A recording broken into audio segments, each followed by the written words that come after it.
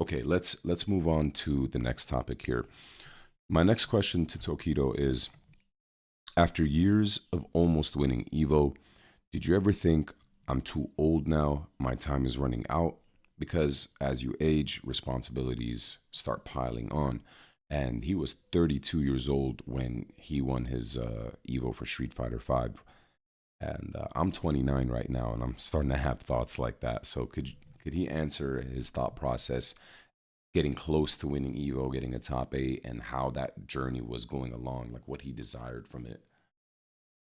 クリスティって29歳なの？ Yes, 若っ。あ、まだ29なんだ。Yeah, yeah. so no need for you to worry at all. Okay, I got you. It'll come in the next few years. I of course when you get older you might get busy and stuff, but yeah, I mean it's just first of all, Chris, for you, you've got plenty of time to win Evo, so don't worry about that at all. Um, and yeah, I mean I guess the way I feel is that although I might have some more obligations and things like that, when I was 32, first of all, in one Evo, I didn't think that I was about to run out of time. And secondly, even now, I actually think I'm in the best state now that I've ever been. And I think I can still continue to get better. Wow. So even myself, I'm still not worried about age at all as a factor in fighting games. Of course, my, you know, family situation is getting a little bit more difficult, and more time is being spent on other things. But overall, I think I'm doing just fine. Is Tokido planning to have a family by any chance? Like, is he planning to have a little kid? Because I know a lot of the Japanese players are getting married and having babies. By the way, congrats again on getting married, Brian. I think that I would like to, yeah, start a family pretty soon, probably. Nice. Okay, good. I'm happy to hear that. Okay, so back to the Evo discussion.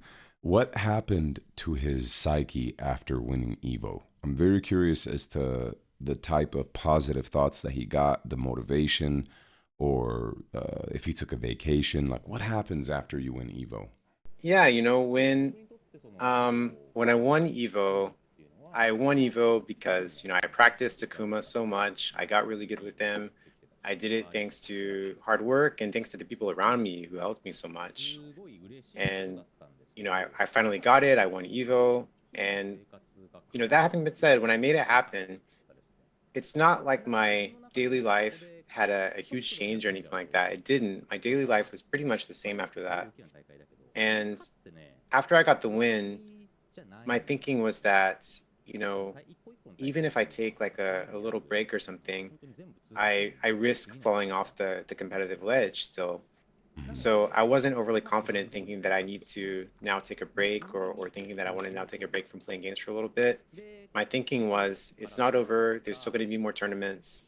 And actually, after that Evo that I won, I got on my flight back to Japan.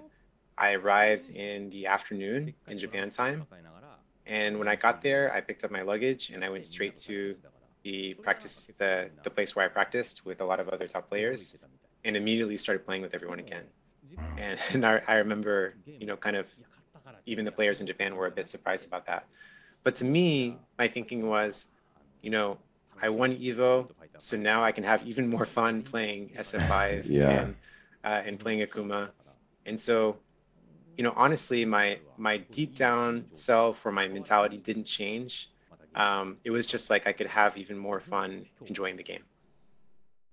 Having more fun when you play the game, obviously, that pressure is taken off of him now. When, okay, I want to dive into pressure now. This kind of leads into the next array of things I want to ask about. Now that he's won Evo and the pressure is a bit more off, he can have more fun. He faces Mena in grand finals of Capcom Cup later on in that year, and Mena makes a miraculous comeback and ends up winning Capcom Cup over him. What was his psyche like in that grand finals? Because he looked very confident, he looked very ready for every situation until a very specific moment. Yeah, to be honest with you, I really thought up until, well into the tournament that oh my gosh, I'm probably going to win this Capcom Cup and win this tournament again in a row. And in retrospect, that probably wasn't a very good way of thinking, kind of a dangerous mode to fall into. But anyway, as you know, I sort of did a wake up EXTP against Mina. And of course, I did it because I thought I wasn't going to die from the next hit. But because he baited it with a forward jump and got the positional advantage, he was able to make the comeback. And I just wasn't expecting that at all. So, and after that, Mina's movement started to get better, and it sort of all fell downhill from there. So I definitely regretted my decision making and my, sort of maybe a little too overly confident mentality at that time. So yeah, my mental state was definitely broken a little bit in that moment, and yeah, I thought I had it at first and sort of let it fall under. So yeah. You mentioned that it was a dangerous thought process to fall into. Why is it a dangerous thought process to fall into when you think, oh my God, I won Evo, I'm about to win Capcom Cup as well? Why is that a dangerous thought process? The reason I think it's not a good way of thinking is because when you're playing a match, you should be thinking about the things going on in the match, right? So if you're thinking about whether I'm going to win the tournament or win twice in a row or whatever, that just means that I'm not concentrating on the things in the match that actually matter. So that's why I think it's not a good thing, like a good habit. That's a perfect answer because it answers my next question as well. We spoke at last year's Capcom Cup. I asked you if you still feel nerves, and you said yes. For someone who trains on the psyche as much as you do, why do you think you still feel nerves? And the context I wanted to provide for that question is, it seems when I consider the weight of the match, like a Street Fighter League or Capcom Cup Evo, or just even being in tournament, I play worse, or my decision-making changes for the worse more often than not. So maybe he could dive a little bit deeper on that thought process of it being dangerous. Street Fighter 6 is a brand new game, first of all, and all kinds of things can happen in this game.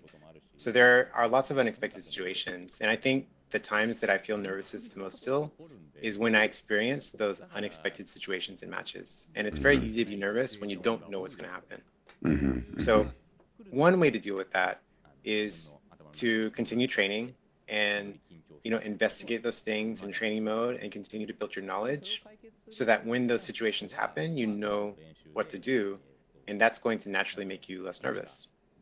Another thing I would say is that here's the thing, is even if you do that, because Street Fighter 6 is a difficult game, there's always going to be something coming up that you haven't prepared for. And so part of it too is just accepting that there will be some things that you are not prepared for, and not letting it phase you too much.